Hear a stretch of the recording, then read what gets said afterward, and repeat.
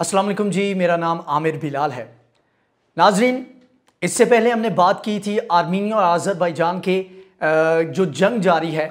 उसमें आर्मीनिया शिकस्त की तरफ जा रहा है और एक पूरा टाइम स्पैन है जिसमें आपका माइंड बिल्ड होता है, जिसमें आप समझते हैं कि आप इनविंसिबल हैं, आप नाकाबिले शिकस्त हैं। तो वो एक माइंड, वो एक भरम टूटते टूटते थोड़ा सा वक्त लगता है। आर्मीनिया शिकस्त तस्लीम नहीं कर रहा, लेकिन आर्मीनिया इस वक्त मुकम्मल तौर पर शिकस्त खोरदा होता हुआ हमें नजर आ रहा है। अब इसके ऊपर आज हम बात करेंगे कि कौन से वो पॉइंट्स हैं। जब तक खुद से तस्लीम नहीं करता तब तक हमें कुछ ऐसे फैक्टर जो हैं उनको देखना होगा जिसमें हम ये अंदाज़ा लगा सकें कि किन पॉइंट्स की बेस पे, किन वजूहात की बिना पर आर्मीनिया इस वक्त शिकस्त खा चुका है और आज़रबाईजान को इस तमाम तर मामले में वाज़े बरतरी हासिल है। अब देखते हैं, डेली बेसिस पे इल्हम अलीयव की जानिब से अपडेट किया जाता है कि आज उन्होंने इतने विलेजेस जो हैं उनको बाजियाब करवा लिया, इतने लोगों को उन्होंने बाजियाब करवाया और इतने जो असलहा है, जो टैंक हैं, इतने फौजी हैं आर्मीनिया के, उनको मारा गया। दूसरी जानिब से आर्मीनिया की बात करें तो जब से ये जंग शुरू हुई है तो आर्मीनिया का एक भी पॉइंट पे हमें ऐसा नज़र नहीं आया कि वो अपर हैंड ले रहे हैं। आल्दो के उनकी स्पोर्ट में बड़े बड़े ममालिक हैं। मिन्स्क ग्रुप की बात करें तो मिन्स्क ग्रुप जो है वो यूएस, फ्रांस और रशिया के ऊपर मुश्तमिल है। तो उसमें इसके जो कि फाउंडिंग मेंबर हैं इस ग्रुप के, तो उनकी जानिब से मुकम्मल सपोर्ट होने के बावजूद और रशिया की जानिब से कंटिन्यू सपोर्ट और असलहे की तरसील के बावजूद आर्मीनिया का एक भी टाइम पे ऐसा नहीं लगा कि उसको आज़रबाईजान के ऊपर अपर हैंड है। तो अब हम बात करते हैं कि कौन से वो बेसिक पॉइंट्स हैं जिनकी बिना पर हम असेस कर सकते हैं कि आर्मीनिया शिकस्त तस्लीम कर चुका है। सबसे पहले उस बयान का जिक्र करें जो इल्हम अलीयव की जानिब से दिया गया। उन्होंने कहा कि आर्मीनिया का जो स्टांस है, आर्मीनिया के जो हालात हैं, उनसे देख के लगता है कि आर्मीनिया शिकस्त तस्लीम नहीं कर रहा लेकिन शिकस्त खा चुका है। उन्होंने कहा कि इससे पहले हमें तकरीबन 30 साल के लिए 30 साल तक ये बातें सुनने को मिलती रहीं कि आर्मीनिया इनविंसिबल है, आर्मीनिया को शिकस्त नहीं दी जा सकती। उन्होंने कहा कि आर्मीनिया के इनविंसिबल होने का भांडा हमने फोड़ दिया है। उन्होंने कहा कि हमने अपने इलाके बाजियाब करवाए और मजीद इलाकों को बाजियाब करवाएंगे। अभी की जो सूरत हाल है उसमें एक कॉन्वॉय के ऊपर हमला किया, एक काफले के ऊपर, फौजी काफले के ऊपर हमला किया गया था आज़रबाईजान की जानिब से, जिसमें एयर स्ट्राइक किया गया, जिसमें बम्बारमेंट भी की गई, उसमें यूएवीज़ का इस्तेमाल किया गया, ड्रोन्स का इस्तेमाल किया गया और साथ में वहाँ पर जो फौजी हैं वो भी बराह रास्त इसमें इन्वॉल्व थे। तो एक पूरा काफिला उनका जो था उसको तबाह बर्बाद किया। दूसरा, 8 के करीब मजीद इलाके जो हैं उनकी जानिब से बाजियाब करवाए गए। तो ये वो प्रोग्रेस है जो डे बाई डे हमें सुनने को मिलती है। तकरीबन 600 से 700 के करीब अब तक इलाके बाजियाब करवा चुका है, गाँव देहात और मुख्तलिफ इलाके आज़रबाईजान अब तक बाजियाब करवा चुका है। जबकि दूसरी जानिब बात करें तो ईरान के साथ जो सरहद मिलती है वो एक पट्टी जो थी, एक लाइन जो थी, उसको भी बाजियाब करवा के वहाँ पर अपना जो झंडा है वो आज़रबाईजान ने लहरा दिया है। तो ये वो डेवलपमेंट्स हैं जो कि आज़रबाईजान की जानिब से हमें देखने और सुनने को मिलती हैं। दूसरी जानिब अगर देखें आर्मीनिया की, उन पॉइंट्स पे अब आ जाते हैं जिनकी बिना पर हम कह सकते हैं कि आर्मीनिया मुकम्मल तौर पर शिकस्त तस्लीम कर चुका है लेकिन उसका ऑफिशियली उसका इजहार नहीं कर रहा। पहली बात तो यह है कि जब भी आप जंग में होते हो तो आपको हाई मोराल जो है वो आपको चाहिए होता है। जब आपको लगता है कि आप शिकस्त खा रहे हैं तो आप इल्ज़ाम दही पर आ जाते हैं। एक छोटी सी एक आम हमें देखने को एक ऑब्जर्वेशन कह लें कि वो मिलती है कि आपस में अगर दो बंदे लड़ रहे हैं तो एक बंदा जब आर्गुमेंट लूज कर रहा होता है तो उसकी जानिब से जो साथ में एक स्पोर्टिव करैक्टर होता है उसको कहा जाता है यार तू मेरे मामले में ना बोल, तू अपना मामला जो है वो साइड पे रख, मेरा और इसका इशू चल रहा है, इसमें तुम ना बात करो। तो इसी तरह की सिचुएशन आर्मीनिया के साथ चल रही है। आर्मीनिया की जानिब से अब ब्लेम गेम शुरू हो गई है। वो जो एक हार्ड किस्म का स्टांस होना चाहिए था जो कि एक एक्टिव वॉर में होता है वो हमें लैक करता हुआ महसूस हो रहा है। यही वजह है कि इजराइल के ऊपर उनकी जानिब से इल्ज़ाम आयद किया गया, जी हमारा जो नेचुरल अलायंस था वो आपका हमारे साथ बनता है ना कि आज़रबाईजान के साथ। तो उनकी जानिब से इल्ज़ाम आयद किया गया कि आप जो अपने ड्रोन हैं वो आप आज़रबाईजान को दे रहे हो और उसमें हमें नुकसान हो रहा है। तो जो ऑफिशियल्स हैं आर्मीनिया के, उनकी जानिब से कहा गया कि ये एक अनहोली अलायंस है, दूसरे लफ्ज़ों में एक नापाक रिश्ता है जो इजराइल की जानिब से आज़रबाईजान के साथ कायम किया गया है, जबकि एक नेचुरल अलायंस जो है वो आपका हमारे साथ बनता है, क्योंकि ज्यूज़ और क्रिश्चियन जो हैं वो समहाउ एक नेचुरल अलायंस बनता है अगेंस्ट मुस्लिम। तो ये एक इल्ज़ाम आयद किया गया। तो पहला पॉइंट ये था जिसमें आप कह सकते हैं कि जब आप शिकस्त खा रहे हो, जब आपको अगले बंदे की, दूसरी पार्टी की अपर हैंड आपको नज़र आए तो आप फिर ब्लेम गेम की तरफ चले जाते हैं। दूसरा एक और जिसको दूसरे लफ्ज़ों में कह लें कि वाज़े तौर पर शिकस्त तस्लीम करना है या जो अभी अवेलेबल रिसोर्सेज हैं उनका नाकाफ़ी होने की तरफ इशारा कर रहा है, वो है कि आर्मीनिया की जानिब से ख़त लिखा गया है रशिया को खत लिखा गया और उसमें कहा गया है जी हमें आपकी मजीद सपोर्ट की ज़रूरत है। उन्होंने कहा कि असलहे की तरसील और दीगर मामलात में हमें आपकी मदद चाहिए। इसी चीज़ को, इसी ख़त को कोट करते हुए एलियम एलियव की जानिब से कहा गया कि ये भी एक एडमिशन है कि आज़रबाईजान के खिलाफ आर्मीनिया शिकस्त की तरफ जा रहा है, अगरचे वो अभी इसको तस्लीम नहीं कर रहे। दूसरी जानिब तीसरे पॉइंट की तरफ आ जाते हैं कि एक तरफ तो आर्मीनिया की जानिब से तमाम तर मामलात में आज़रबाईजान के ऊपर इल्ज़ाम आयद किए जा रहे हैं, लेकिन आप अपने एक जो मोराल है, अपने एक जो सेट रूल्स हैं, उनसे जब गिरते हो तो उससे पता लगता है कि आप जो हाई ग्राउंड था, हाई मोरल ग्राउंड था, उसका वो आपके नीचे, पाँव के नीचे से वो खिसक रहा है। जिस तरह हम मकबूजा जम्मू कश्मीर की बात करें तो पैलेट गन्स का इस्तेमाल और इस तरह की चीज़ों का जो कि इंटरनेशनल लॉज में वॉर क्राइम समझी जाती हैं, उनका इस्तेमाल किया जाता है। इसी तरह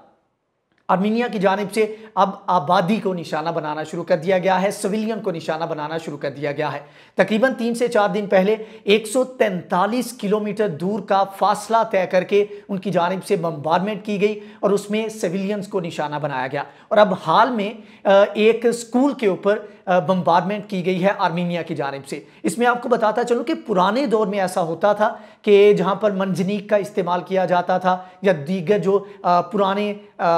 20वीं सदी की जो तोपें थी उनका इस्तेमाल किया जाता था, तो उसमें पॉसिबिलिटी होती थी कि आपकी एक्यूरेसी इतनी अच्छी नहीं होती थी, तो उसमें एहतमाल होता था कि आप जंगजू जो हैं उनको निशाना बनाने की बजाय आप सिविलियन को हिट कर सकते हैं, तो वहाँ पर आप मार्जिन दे सकते हैं। लेकिन आजकल के दौर में जहाँ पर हर तरह की सहूलत मौजूद है और जबकि तकरीबन 6 S-300 जो मिसाइल सिस्टम हैं वो तबाह किए गए आज़रबाईजान की जानिब से, तो अगर आप आज के दौर में इतना एक्यूरेट सिस्टम इस्तेमाल कर रहे हैं तो आपको पता है कि आप जहां पर मिसाइल लॉन्च कर रहे हैं तो आपको उसकी एक्यूरेट जगह का पता है, तो लिहाजा आप इसमें बहाना नहीं बना सकते कि गलती से आपने सिविलियन जो है उनको हिट किया है। S-300 की बात करें तो ये वो मिसाइल सिस्टम है जो तकरीबन 300 किलोमीटर का फासला तय करता है, वो रेंज कवर करता है और इसमें आपको तकरीबन 4 इसके पैटर्न होते हैं जिसके ज़रिए से आपको एक्यूरेट जगह का आप तयन कर सकते हो, आप मुकम्मल नेविगेट कर सकते हो कि एक्यूरेटली आप कौन सी जगह पर अपना बम जो है उसको ड्रॉप करोगे, मिसाइल जो है उसको ड्रॉप करोगे। तो इस तमाम तर लेटेस्ट टेक्नोलॉजी के होते हुए आप ऐसा नहीं कह सकते कि आपके पास एक्यूरेट इंफॉर्मेशन नहीं थी जिसकी वजह से आपने सिविलियन आबादी को हिट किया। तो इसके बावजूद, इतना कुछ होने के बावजूद जानबूझकर अगर आर्मीनिया की जानिब से हिट किया जा रहा है सिविलियन को और ख़ास तौर पर स्कूलों को हिट किया जा रहा है, तो इससे आप अंदाज़ा करें कि आर्मीनिया की स्टेट ऑफ माइंड क्या है और वो किस जगह पर जाके, किस माइंडसेट के ऊपर जाकर अब वो ये जंग लड़ रहे हैं। और इससे आप समझ सकते हैं कि वो एक जवाल की जानिब है, एक शिकस्त की जानिब इस वक्त बढ़ रहे हैं।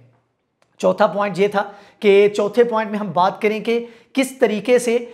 यूएन की जानिब से इसके ऊपर मजम्मत की जा रही है और ख़ास तौर पर यूएन की जानिब से आर्मीनिया को हिट किया गया है। आर्मीनिया से कहा गया है कि आप सिविलियन आबादी जो है उसको निशाना ना बनाए। अगर यूएन जैसा इदारा इसके ऊपर आर्मीनिया को वार्निंग जारी कर रहा है, अगरचे इससे पहले तकरीबन 3-4 दिन पहले के एक बयान में यूएन की जानिब से दोनों ममालिक को कहा गया कि ह्यूमन राइट्स की वायलेशन को बंद किया जाए, इसको वॉर क्राइम में कंसिडर किया जा सकता है। लेकिन अभी रिसेंट का जो बयान है इसमें जिसमें ख़ास तौर पर आर्मीनिया को इसके बारे में तंबीह की गई है कि आपके ऊपर वॉर क्राइम जो है उसको लागू किया जा सकता है। तो ये भी एक पॉइंट है कि अगर यूएन कह रहा है तो वाकई वायलेशन की जा रही है और इसी वायलेशन के नतीजे में वॉर क्राइम का जो एक जंगबंदी कह लें या दूसरा वॉर क्राइम्स हैं उनकी जो शिकें हैं आलमी सतह पर वो लागू हो सकती हैं। हो सकता है कि आज़रबाईजान को भी इसमें कंसीडर किया जाए, लेकिन अगर देखा जाए तो आर्मीनिया इसमें हमें ज़्यादा इन्वॉल्व नज़र आता है। तो इन तमाम तर चीज़ों को देखा जाए तो ये वो पॉइंट्स हैं जिनके ऊपर आर्मीनिया के लोग और आर्मीनिया की जो फौज है वो शिकस्त खुर्दा हो रही है और वो अपना जो वो एक स्टांस था उससे बैक पे जाते नजर आ रहे हैं। अब लास्ट पॉइंट ये वो पॉइंट है जिसके ऊपर आप कह सकते हैं कि इससे पहले जितने भी पॉइंट्स हैं वो एक्सटर्नल मैटर कह सकते हैं, एक्सटर्नली लिंक्ड कह सकते हैं या हमारी ऑब्जर्वेशन कह सकते हैं, लेकिन अभी जो पॉइंट हम जिक्र करेंगे ये वो पॉइंट है जो एक फैक्ट है और आप इसको डिनाई नहीं कर सकते। अगर आपके फौजी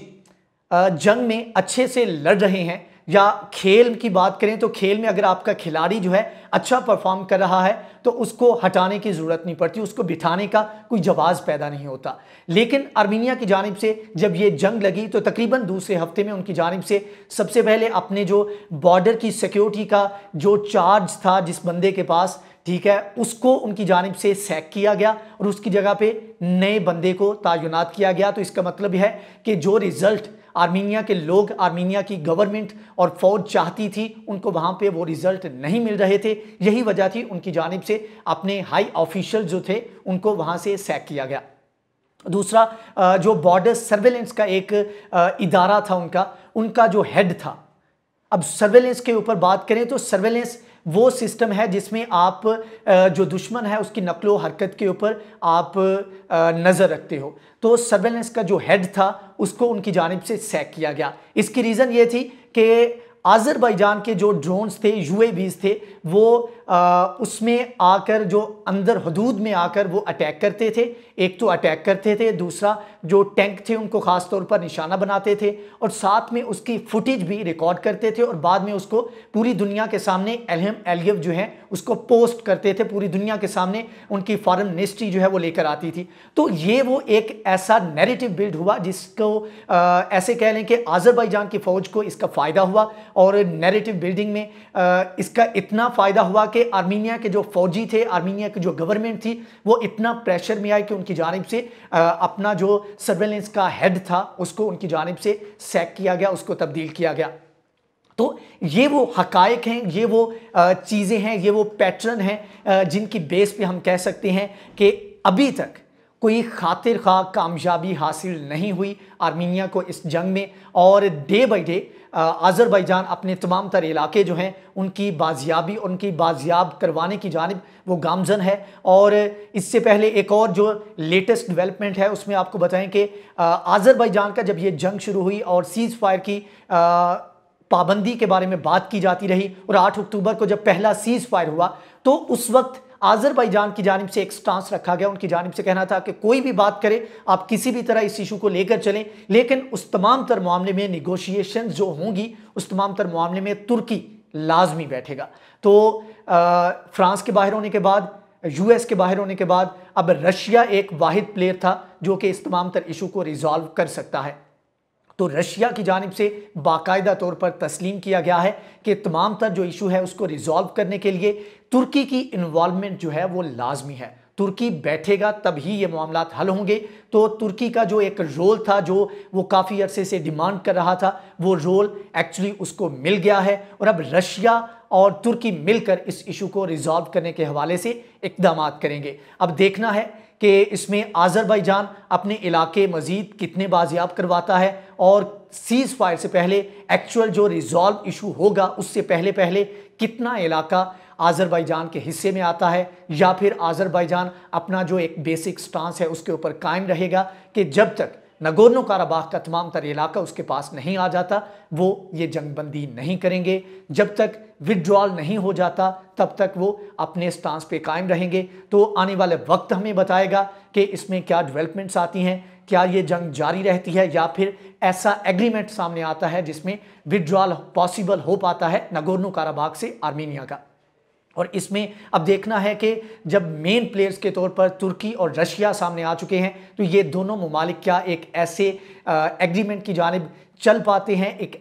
ऐसा एग्रीमेंट कर पाते हैं जहां पर ये इशू हमेशा के लिए रिजॉल्व हो जाए। और इसमें जो फ्रोज़न कॉन्फ्लिक्ट की बात की जाती है जर्मनी की जानिब से, यूएस की जानिब से और फ्रांस की जानिब से, क्या वो फ्रोज़न कॉन्फ्लिक्ट एक रिजॉल्व्ड टेरिटरी के तौर पर, रिजॉल्व इशू के तौर पर हमारे सामने आ सकता है या नहीं, आने वाला वक्त हमें बताएगा। अगर आपको हमारी ये वीडियो पसंद आई है तो प्लीज़ इसको लाइक करें, शेयर करें, हमारे चैनल को सब्सक्राइब करें। इंशाल्लाह नेक्स्ट वीडियो में हाजिर होंगे, तब तक के लिए अल्लाह हाफिज़।